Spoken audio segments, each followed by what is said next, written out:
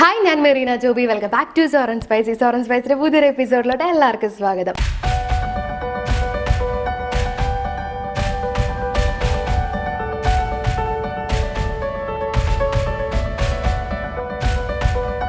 അപ്പോൾ ഇന്ന് നമ്മൾ ചെയ്യാൻ പോകുന്നത് വളരെ ഈസി ആയിട്ട് റെഡിയാക്കി എടുക്കാവുന്ന ഒരു മുറുക്കിന്റെ റെസിപ്പിയാണ്. വൈകുന്നേരം ചായക്ക് സ്നാക്സ് ഒന്നും ഇല്ലാത്ത സമയത്ത് വളരെ കുറച്ച് ഇൻഗ്രീഡിയൻസ് ഒന്ന് കുഴച്ചെടുത്ത് സേവാന്നായിലിട്ട് ഒന്ന് കറക്കി എണ്ണയിലേക്ക് ഇട്ട് ഒന്ന് വറുത്തെടുത്ത് കഴിഞ്ഞാൽ അടിപൊളി മുറുക്ക് റെഡിയായി. അപ്പൊ നമുക്ക് നോക്കാം എങ്ങനെ ഇത് റെഡിയാക്കി എടുക്കാന്ന്. അപ്പൊ മുറുക്ക് റെഡിയാക്കി എടുക്കാൻ വേണ്ടിയിട്ട് ഞാനൊരു ബൗളിലോട്ട് 250 ml ഒരു കപ്പ് അരിപ്പൊടി ചേർത്ത് കൊടുക്കുന്നുണ്ട്. ഞാനിവിടെ അപ്പപ്പൊടിയാണ് എടുത്തിരിക്കുന്നത്. ഇനി ഞാൻ ഇതിനകത്തോട്ട് അതേ അളവിൽ ഒരു കപ്പ് കടലമാവും കൂടി ചേർത്ത് കൊടുക്കുന്നുണ്ട്. ഇനി നമുക്ക് ഇതിനകത്തോട്ട് 1 table spoon Kashmiri chilli powder ചേർക്കാം. കാശ്മീരി ചില്ലി പൗഡർ ചേർത്ത് കഴിഞ്ഞാൽ അധികം എരിവും ഉണ്ടാവില്ല, എന്നാൽ നല്ലൊരു കളറും കിട്ടും നമ്മുടെ മുറുക്കിന്. ഇനി നമുക്ക് ഇതിനകത്തോട്ട് 1 ടീസ്പൂൺ പെരുംജീരകത്തിന്റെ പൊടി ചേർത്ത് കൊടുക്കാം. അതിന്റെ ഒപ്പം തന്നെ 1 ടീസ്പൂൺ കായത്തിന്റെ പൊടിയും കൂടെ ചേർത്ത് കൊടുക്കാം. കായത്തിന്റെയും പെരുംജീരകത്തിന്റെയും ഫ്ലേവർ നല്ല ഇഷ്ടമുള്ളവർക്ക് 1 ടീസ്പൂൺ വീതം കൂടെ ആഡ് ചെയ്ത് കൊടുക്കാം കേട്ടോ. ഇനി നമുക്ക് ഇതിനകത്തോട്ട് 1 ടീസ്പൂൺ കറുത്ത എള്ളിട്ട് കൊടുക്കാം.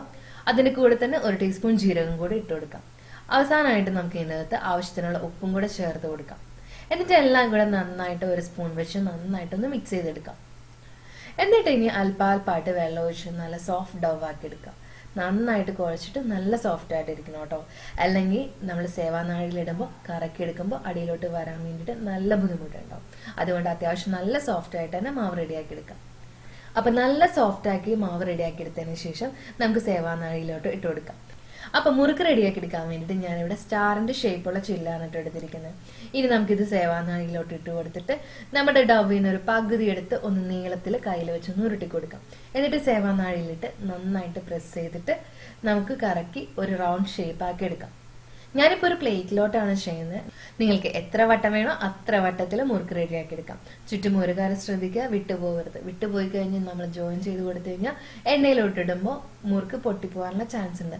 അതുകൊണ്ട് പൊട്ടാതെ തന്നെ ചുറ്റിയെടുക്കാൻ ശ്രദ്ധിക്കണം കേട്ടോ. അപ്പൊ നമ്മുടെ മുറുക്ക് നമ്മൾ ചുറ്റിയെടുത്തു കഴിഞ്ഞു. ഇനി നമുക്കിത് എണ്ണയിലിട്ട് വറുത്താൽ മാത്രം മതി.